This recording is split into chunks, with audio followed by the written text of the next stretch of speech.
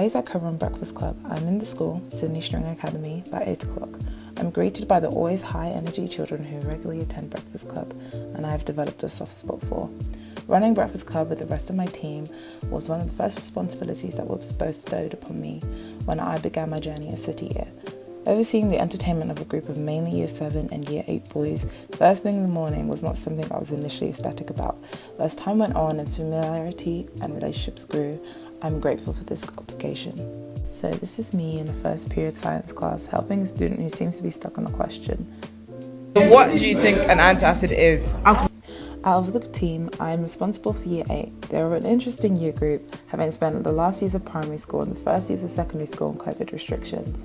It's been fascinating to observe their behaviour, especially the peer-to-peer relationships and their outlooks on life.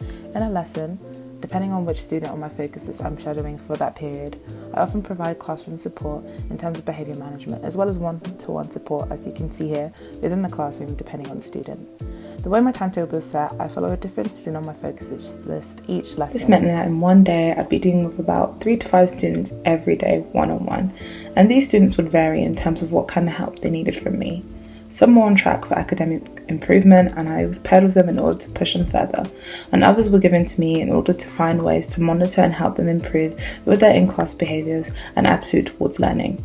I even had students who were academically excelling but struggled socially and emotionally, and I acted as an emotional support mentor, helping them feel safe in opening up and boosting their confidence, or simply just giving them a space to feel heard. Whilst the students go to tutor time and have assembly, me and my team are relieved of our duties and we come together during appropriately named team time. Here are the members: Hannah, Adi, Ariana, Shiv, Imogen, our school service leader, and Ashley, our impact officer. Here's where we'd consolidate as a team, plan, discuss, and come up with ideas. Team time is a very crucial time as it's helped us build this really strong, interdependent, and harmonious team relationship, which I think we've all greatly benefited from over the months. I have a great appreciation for my team, and I can see the benefits of being part of one, let alone a good one. We've successfully planned social action projects, activities we'd like to run into the school, and even just providing each other with advice and solutions to a problem that come up during the workday. I've learned how to effectively work as a team member, but also what it's like to lead a strong team. For example, when I took the leadership role during one of our social action project days for period poverty, where we provided Year 7, Year 8 girls with an assembly on information about period poverty, period products, and even a drop-in centre where they could come to us for any advice or any questions they had.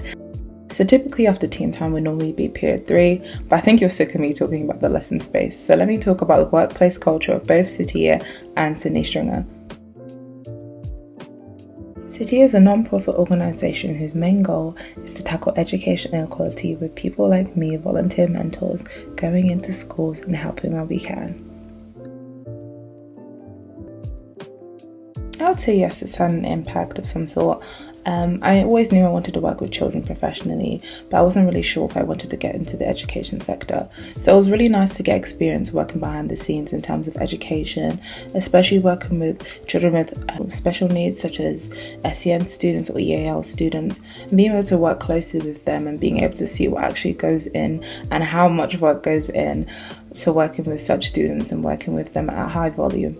Even though I'm not really sure if the education sector is for me, I'm grateful that I do have the skill set and the tools to go into it if I ever change my mind. But I'm glad it's also reinforced sort of the type of demographic I'd like to work with in terms of children, in terms of children with special needs and things like that. I think a major takeaway for me about what makes an effective leader is understanding the importance of balance. A good leader understands the importance of balance, and this means balance in all areas of the workspace.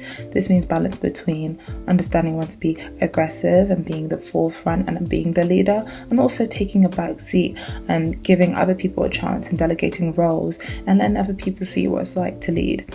Also balance between social and personal life compared to the workspace life, and understanding the importance of boundaries that comes with that, but also understanding the balance between resilience and being a resilient leader, and also taking a step back for yourself. Strangely enough, the simple task of waking up early every day and forcing myself into a routine that fed majorly to what I was used to in university allowed me to understand the significance of a clear schedule and utilising the day to its fullest. I have a great appreciation for organisational work culture now, as it's helped me in areas that I struggled with in the past, such as time management and work commitment, since I had so many people relying on me and I didn't want to let them down. At 12:30 we would typically have lunch, but this depends on our lunchtime duties. One of the first duties we were assigned as a team was monitoring the children during lunchtime in the playground. This introduced me to a lot of the children, especially ones I was not used to seeing in lesson. Observing how the children interact with their peers, both older and younger, I found it hard not to relate what I was seeing to what I'd learned about peer relationships and social groups and popularity in developmental psychology. Seeing for myself the instant creation of cliques in the younger year groups and the hierarchical relationships between them, as well as hearing firsthand how important being accepted into these groups are to these children, was a pleasant surprise. You've probably got a gist of what my role entails within the classroom, but my day doesn't just end there. Just like Breakfast Club, the role extends beyond the typical school hours. Every day, students are invited to Homework Club as an alternative to detention for students who have not completed or need extra assistance with homework throughout the week, a club which me and my team run alongside other members of staff.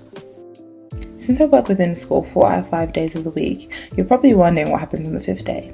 But every Friday, every team in each cohort of the West Midlands and Black Country come together in person or in an online space to have what we call our leadership development days.